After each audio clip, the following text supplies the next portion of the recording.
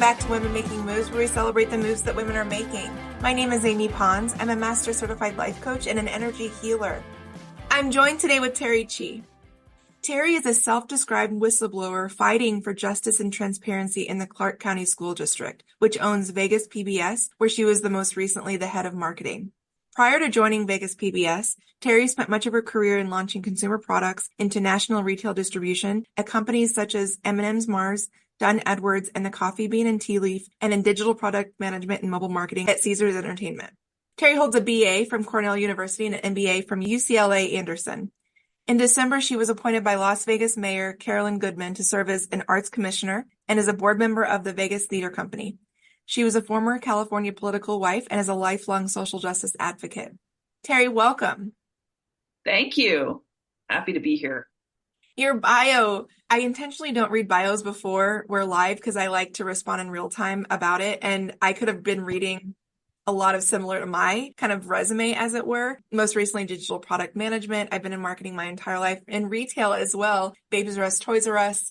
I feel very kindred with you as it relates to retail marketing space, digital product management, all of that. So we could definitely talk shop if we wanted to, but I don't really want to. Exactly.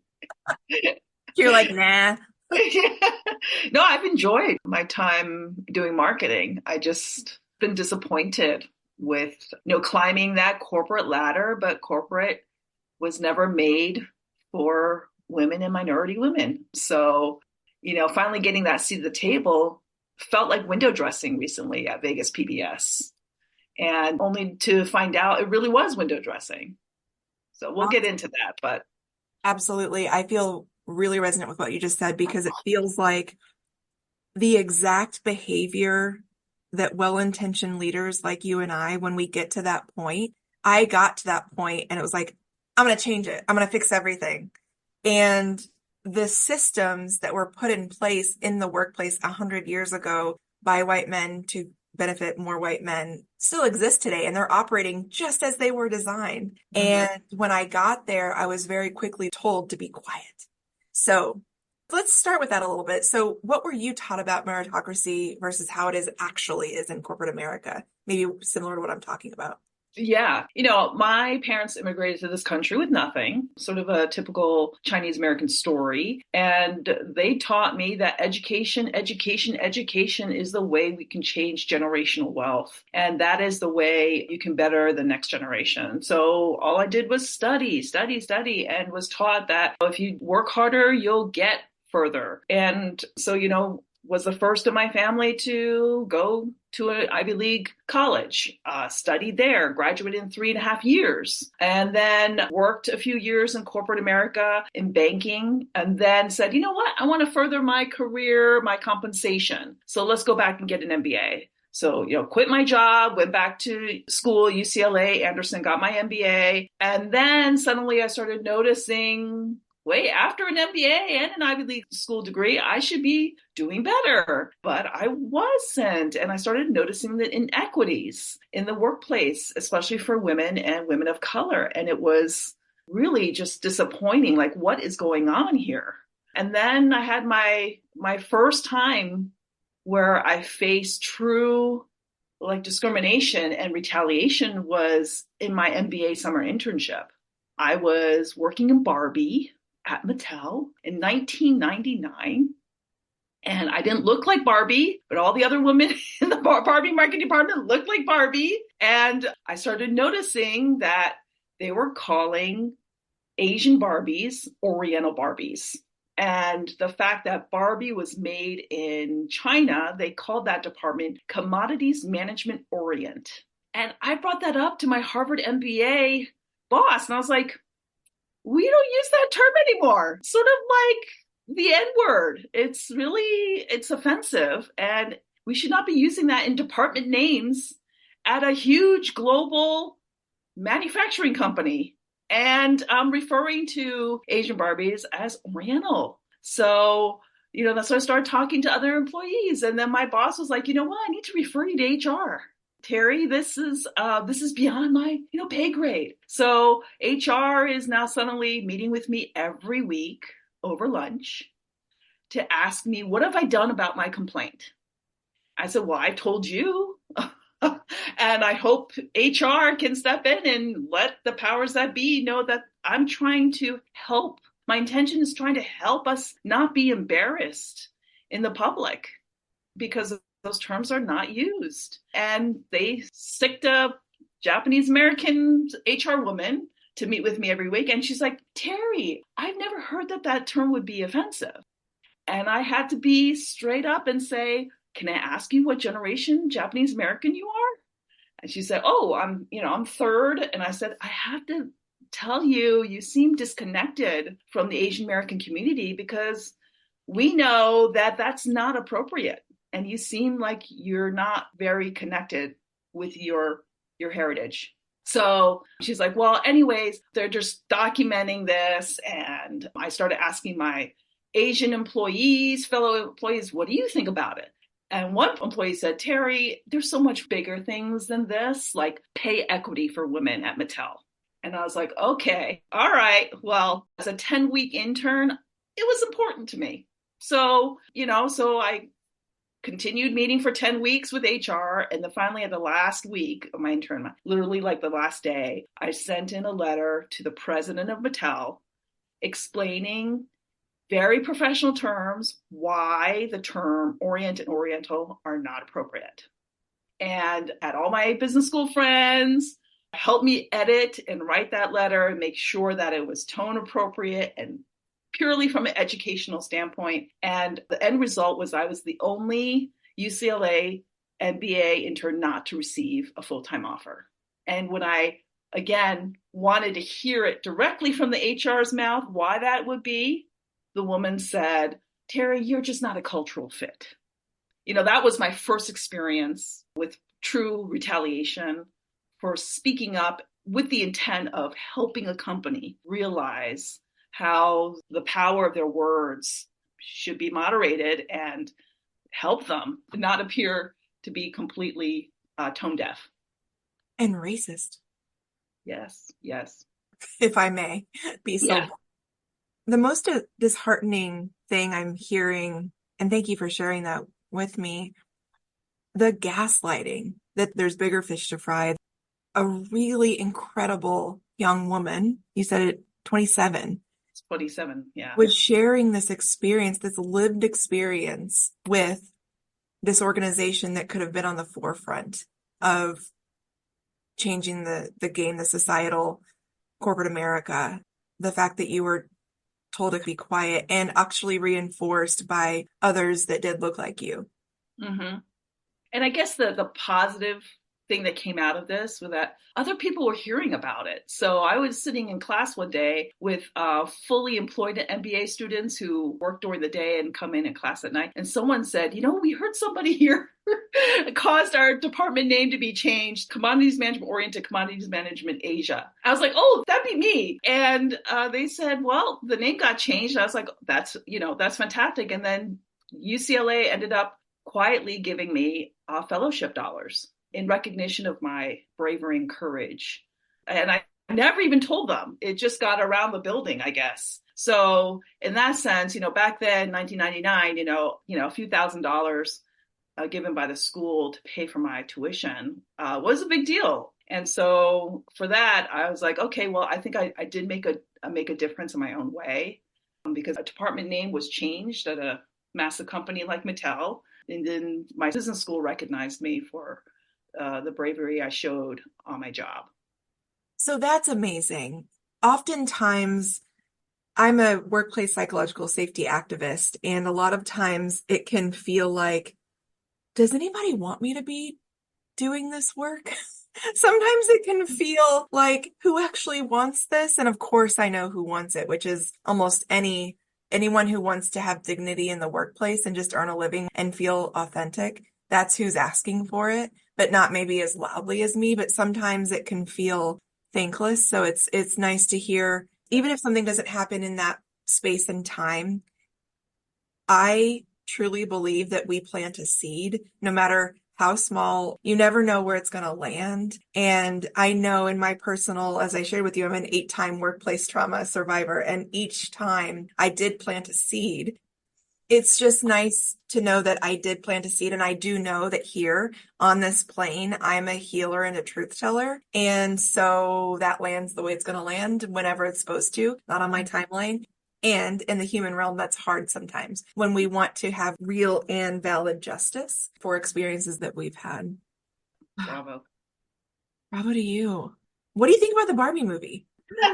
Oh, I watched it and it was funny, the scene of the gray cubicles. It totally reminded me. Oh, It really looked like that. But yeah, no, I thought their feminist take on it, and it was a good message. It was a good message. It was a fun movie. I love that when you walk into the boardroom and it's clearly all men, white men primarily, and Will Ferrell's character says, "How dare you infer?" When she was asking like where the head woman was, and he was like, "How dare you? I have an aunt." Like, because that is what we get. It's like, I have a sister, and I'm like, okay. Like, I just loved that whole scene. So, Yeah, exactly. it was a lot. Like, I had to watch it a few times. Ultimately, and again, in my activism and my day-to-day work as a coach and a healer, what I'm wishing for is humanity not to exert power over one another. And so at the beginning, when it was like all Barbie's in charge only, I also don't believe that should be the case. Let's all be humans together. And I talk a lot about the divine feminine and inviting back the balance or creating the balance that we've never seen, frankly, because we've been only in the masculine of the structure, order, power, etc. So we're out here, we're the change. So yeah, exactly. So in your experience, specifically, the tone that's used against Asian American women, we're living in a place, especially in the workplace, that it's a copy-paste culture of how we're supposed to show up as women and people of color, as maybe a mid-aged white man. What does tone policing look like for you or your experience, specifically for Asian American women, beyond your experience with Barbie? Yeah, so I don't speak in a fashion or in a manner that fits, I guess, people's unconscious biases of how an Asian woman should act or speak. So that is jarring for some people, even though they may not, admit it. But I'm not a demure, quiet. I think I speak just like a white male does, assertively, confidently, and straight to the point. But that is not, I guess, allowed in corporate America. And even at Vegas PBS, I don't think it's allowed. I've been told consistently, "Oh, it's your tone. It's your tone." Well, I really don't understand how my tone is different from you, white man, who's bringing me into HR. I speak just like you. And that is just threatening to a lot of people. And especially when I think you're more competent in your job, or you might have more experience, or you're actually more educated than your boss, you are perceived as a threat to their position. And especially for white women, I found, not all white women, but a lot of white women I've worked for, because they feel like there's only one spot at the top, they want to make sure that anybody who's seeming to take that one spot away from them, because that scarcity mindset that they have, they beat you down. They have to get you on something. So it's going to be tone. And all this is very subjective, right? Just like I recently posted about professionalism. Professionalism, that term that's used against people that they're trying to target for termination, because it's very subjective and it's a legal loophole to get you. It is. And I responded to that one because I did a lot of supporting and writing, not just to my clients, but also just outward to the professional community. Be mindful of quote unquote performance reviews. If there is a metric or a goal that wasn't hit, that's one thing. It's another thing when someone is knocking you points or down from an exceeds to a meets expectations, let's say, because of your professionalism, quote unquote. Here's my take. They're really saying that you're not showing up as they expect you to, or what the head of the department or the business unit expects you to, and they expect you to conform. You have full choice and autonomy to opt in or opt out of that feedback in particular in relation to what you're trying to achieve as a personal professional. Don't ever change yourself. Your unique brilliance is what we need to keep having to be able to create that balance that I was talking about. Without it, that copy paste continues, and the toxic workplaces is what keeps happening when we're approaching it as a copy paste perspective. So some of the most dangerous people I met in my corporate experience were those older white women who were telling me, you need to be quiet. I had it way worse than you did. And I'm like, then help be the change. I don't understand that. What is the tone that they expected you to have? I'm not sure. Yeah. But I think one time, a boss at Bank of America early in my career once said in my email that, you should always start your email with, how are you? How was your weekend? And then get into the business. I was like, okay, maybe it's an East Coast thing, but I grew up on the East Coast and where I worked at Chase in New York City, and we just get to the point, and it's like start on time, end on time was an ethic about meetings. I was just like, go, go, go, go, go. So you get to the point real quick in your emails. And then when I moved to California, this feedback about, no, you need to start all emails with a flowery, how's it going? How was your weekend? Then get into the thing. That is the tone policing too that I think women have to do. Do you tell men that they have to start their opening emails with a nice thing like that? No, I don't see men writing like that ever. No, we're told, well, that's just how he is. Women never get that. As it comes to workplace psychological abuse, that's just how they are is a big excuse I hear a lot, or like paying dues as it relates to a pass for how people treat each other. There's a difference between being assertive or being yourself. You're both not responsible for the way someone receives your authentic self, and don't be an asshole. Like don't project harm onto someone or power over someone. Right. That's when it gets into a psychological abuse event. But simply understanding how to coexist and respecting one's unique brilliance is something we haven't quite mastered because, again, in the spirit of letting people be them, some have taken advantage of that stance and been harmful to others. Yeah.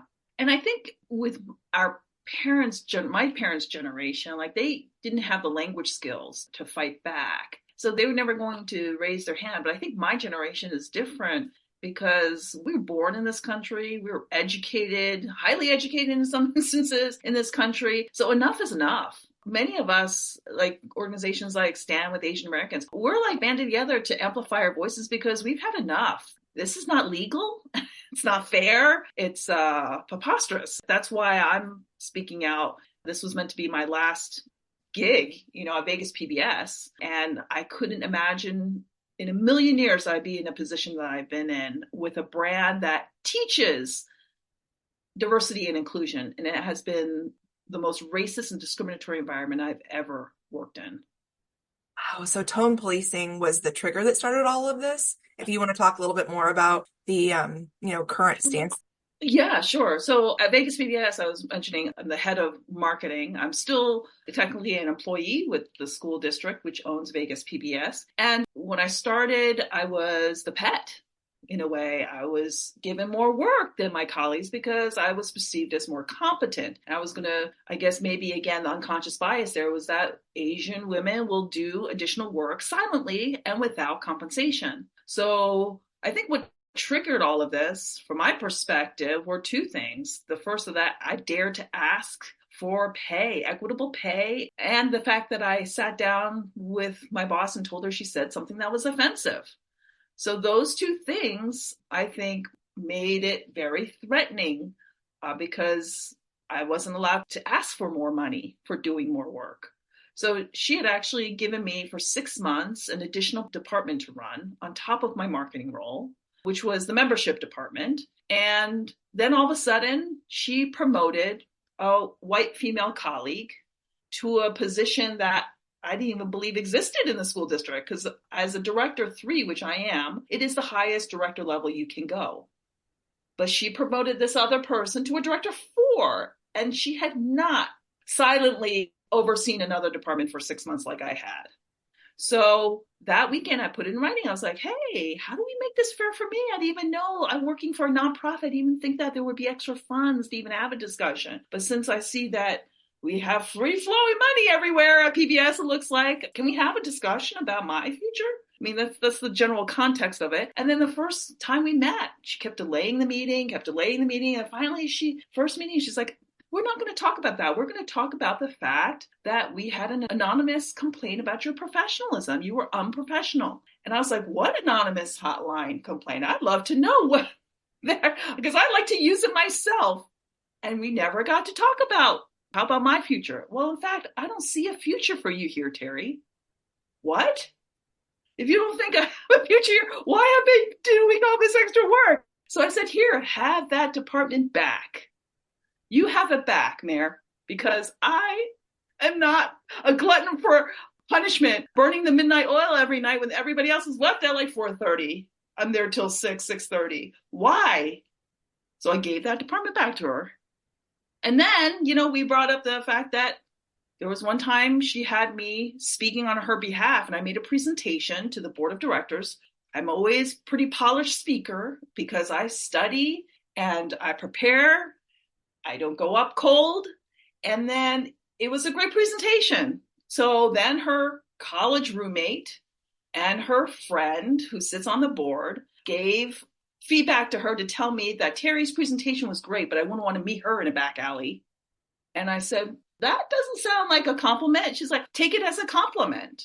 I'm like, no, actually, it's laden with racial and gender biases in that, because I didn't work this hard or study this hard or get where I'm at to make anyone feel threatened, like I'm going to shiv them in the back alley. So I was just really stunned at the inability for her to hear that. And she was just adamant about my being so serious, not taking it like a joke, like it was meant to be. No, why should I? A proper compliment would have been, Terry's presentation was great, period. Anyways, that's where we're at now. I've hired an attorney, obviously, because I've been retaliated against. I've been surviving this for over a year and a half, been written up 16 times, pulled into 3 investigatory hearings, notice for suspension, and got suspended. But then they haven't executed on the suspension yet because there was no misconduct. And they're just going all against their written rules, violated the contract. They demoted me last week, then now put me back at Vegas PBS. It's just been a real mess. And this is exactly what we're talking about. The work that we do in workplace abuse and the Workplace Psychological Safety Act, we have people coming to us every day. What can we do? What can be done? And I want to get into you have the 3 things that you need to fight back when you are in the place of being abused. And from a Workplace Psychological Safety Act perspective, we're actively putting together kind of a playbook of things you should know that the employer is never going to tell you. No one's going to tell you to keep in mind when you do raise your hand and become the reporter of a workplace psychological abuse event or of any kind. We're putting together things you should know because there are inadvertent landmines that the employer can use against you, like out in the public if you're not aware of them. So I'd love to know what you would come up with, the immediate things to fight back. Some of the things we share with people that come to us are write everything down, times, dates, people, any witnesses, being aware of who might be able to testify on your behalf. Because as we know, and I'll speak from both my lived experience, but also what I know to be true, is the average HR departments are not equipped to help individuals in those events. Their whole role is to support the company and the higher stakes employee. So oftentimes what people, and this is very real, the 2 choices an average employee has is between the paycheck, and unfortunately we've lost a lot of lives because they feel like they have no other choice because there isn't anything to uphold them, whether it be from a law. And so again, the Workplace Psychological Safety Act, our goal is to have a law passed so that we can hold the employers accountable and that there will be regulations and compliance points that they are required by law. And we also know that there's a ton of work in the actual enforcement of that law. What does that look like actually in a specific workplace? But we're hoping that there will be a federal entity one day like OSHA or EPA to go into a workplace when there's been a psychological event. When it comes Wonderful. to fighting back, what would you share? Yeah, the three things I've learned about fighting back is that it takes one, financial resources, because you got to hire the attorney, and initially they're not going to take you on contingency. Number two, you have to have the physical health. And then three, you have to have the mental fortitude.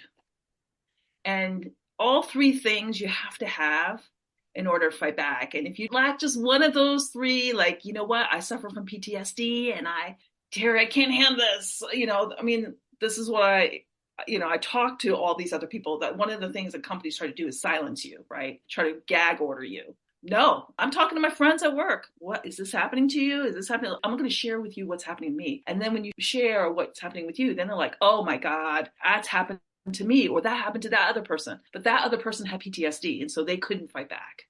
So it's sad that you have to have privilege in order to fight back. So financial resources, physical health, mental fortitude. The retaliation is going to take on everybody. It's going to take a physical and mental toll on you. So expect that. That's why I'm out on medical leave. I've had heart palpitations. I've had intermittent vertigo that comes on all of a sudden. I'd never had that before. Then it's high blood pressure, insomnia, stress, anxiety. It's the whole gamut, and it takes a physical toll. But if not me, who? And we as the work on the activism front is we never want it to get to that. Individuals should never have to be able to go through all of this just to earn a living. And it is unacceptable. We know the work that it's going to take to get all of this through, especially on a federal level. We're willing to do that because, to your point, when someone, and this is why my day job is I coach people who have experienced workplace trauma, workplace abuse, because the toll it takes, as you mentioned, on the physical, mental, you can at least start the process to get out. There's many things that we can do to get someone back to neutral so that we can help you get out if you don't have some of those other resources like financial. But what I do encourage someone to do is seek me or someone out, like a coach or someone therapist, to help you get back to neutral so that you can get out. One of the hardest things for me to do when I was in a workplace psychological abuse event was the way that I was showing up to maybe other job interviews. I had kind of lost my mojo. I was so in a place where I'm like, am I worth? Am I deserving? It was like all of that was questioning. So there's a lot, and it's so unique to every individual. I would also say finding support in any way possible to help you realize that you're not crazy, that it's not something that only you is experiencing, and just finding those places of safety and self-worth is really critical as you're heading into the fight. Yeah. That's why you have to speak up and speak out, because then other people will know that it's happening to somebody else. Right. And then most people might cower in the corner because they think, oh my God, it just must be me. I did something wrong. No, it's not embarrassing. That's the other thing. It's like, there's no shame in this because I know it wasn't me. I didn't do anything wrong. I openly talk about, I got written up 16 times because it was all false claims. I'm not embarrassed about that.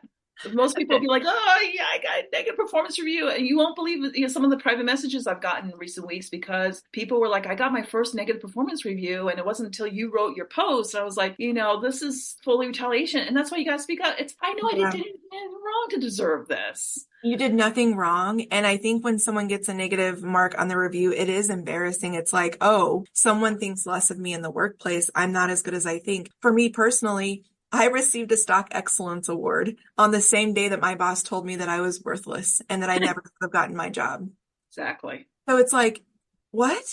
So anyway, so I love that you're saying this. Anyone listening, it's not you. Yeah. It's the system. It's the individuals that are both perpetuating and we're also harmed by the system that is in place right now. Okay. So finding your squad, finding your people to be able to support you, whether it be on any level, so that you can reclaim the power and the value you have in you, building up that mental and physical well-being. It's interesting that you say vertigo. That's also what I experienced. And I was like, where did this come from? Yeah. What? Why am I having vertigo? Well, it's because my mental well-being was so Yes. depleted. Yes. Yeah. Ugh. What would you like to say to both supporters or perhaps adversaries of the work that you do, both in the fight, in your current fight, but something that you've been experiencing, what I'm hearing, your entire career, like from the very beginning? Hmm. Well, to both my supporters and adversaries, I just want them to know that I will continue to speak truth to power. So I will leave PBS better than the way I found it. And unfortunately, I found a beloved brand that no longer serves its mission of diversity and inclusion. And I hope I've inspired others to join me in speaking up and speaking out. That's both beautiful, and I wish that we didn't have to. One of the big campaigns for me as head of marketing for WPSA, we're starting a campaign. You'll start seeing it probably around June this summer on all of our socials. We're putting out what is psychological abuse, and we are addressing some of those maybe lesser known and the most dangerous. So the gaslighting, the tone policing, the dismissing, the isolation, all of these types of, I want to say like quote unquote categories. We're Mm-hmm. reenacting what these abuses look like so that Mm-hmm. again, the behaviors or treatments that the average person is experiencing, we're wanting to show you this isn't part of paying your dues. This isn't part of something that you just endure to get a paycheck. This is Exactly. abuse. That's what we're embarking on this campaign for. We know that it's not going to shift like the most conservative lawmakers necessarily. We're wanting the people in these situations to understand what it looks like. Exactly. And from an Asian American perspective, during COVID, we knew exactly what anti Asian hate and sentiment looked like in the streets. It's being punched, it's being attacked, physically attacked. Our elderly parents or grandparents were killed when they hit their heads on the curbside. But in the workplace, what does anti-Asian hate look like? And to me, it's like right now, it's like painting me as this threatening dragon lady who's dangerous to public safety, that they have to call the cops in to, be in the lobby of the Vegas PBS lobby, waiting for me to come in and give in my badge. It's like the entrapment. This is like trying to get it on maybe on video that I'm acting out and unprofessional, exactly like the way they said I was. And it's like, I know exactly what you're doing because this is an age-old playbook. It is an age-old trope you guys are using to paint Asian women who are simply confident, assertive, straightforward to look like we're to be feared. And that's what it looks like in the workplace. So during COVID, I think after COVID, I was doing a speech and I said, we're not your punching bag, figuratively or literally. So that's what I have to say about what anti-Asian bias looks like in the workplace. I really want to say thank you again for sharing your story and all of the very real abuse that is very alive and well in some of the biggest and well-known brands, but also the ones that we would expect to be safe. What moves are you excited to be making right now? Well, I'm really focused on getting my health back on track. That's number one priority. If you don't have health, you don't have wealth. And then number two, I'm going to be working with my Nevada State Assembly members in changing the law and passing legislation that brings down the probation periods of Clark County School District administrative personnel from 3 years to something more reasonable, like 6 months, which is most city, state, federal jobs. Like when you go on a job, it's like usually 3 months, 6 months, a year, off probation. We're held to 3-year probations period. And under this current Vegas PBS president, no woman or person of color has passed their 3-year probation. That is a fact. And so how do we change this so that people are actually getting to a secure retirement like everybody else, just like my white colleague, to get past a 3-year probation and eventually vest in my pension? But interestingly enough, no woman or person of color gets to do that. So how do we do that is change the law. Terry, where can we find you if we wanted to talk to you more about both your story, but also the work that you're heading into, the fight? Well, I am now posting more regularly on LinkedIn, sharing the stories, real life stories I've been documenting for the past 2 years. So LinkedIn, you find me on LinkedIn, my name, Terrychi. that have been really hitting home with a lot of people in the US and Canada even. Yeah. So that's where you'll find me. Great. Closing remarks as we start to wind down. Speak truth to power. Believe in yourself. This is not you, it's them. And that hurt people hurt people. Thanks, Terry. Thank you.